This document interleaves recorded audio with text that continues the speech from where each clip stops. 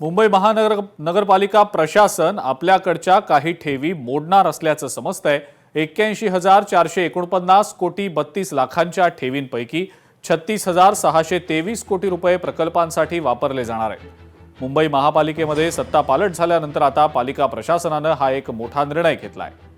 मुंबई पालिका प्रशासन ठेवी मोडण्याच्या तयारीत आहे। एकूण ठेवी 81,449 कोटी रुपयांच्या आहेत। त्यापैकी 44,826 कोटी एफडी राखीव असल्यामुळे पालिकेला तोडता येणार नाहीयेत। मात्र उर्वरित 36,623 कोटी 9 लाख रुपये पालिका वेगवेगळ्या प्रकल्पांसाठी वापरणार असल्याचं अर्थसंकल्पामध्ये स्पष्ट करण्यात आलेलं आहे।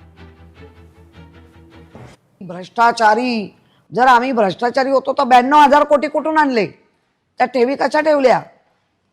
आणि तुम्ही पारदर्शक म्हणताय तर 67,000 का खर्च केले, कुठे केले? आणि 36,000 कोटी आता कशाला करताय? काय म्हणजे सगळ्याचा आम्हाला खर्च करणार असं नाही चालणार। त्याची क्वालिटी आणि त्याचं काम कुठे करणार ते कळलं पाहिजे। इथे काय लाडकी बहीण झाली, आता काय लाडका कॉन्ट्रॅक्टर चालवायचं इथे? लोकशाही मराठी ऐका, पहा, जागरूक रहा।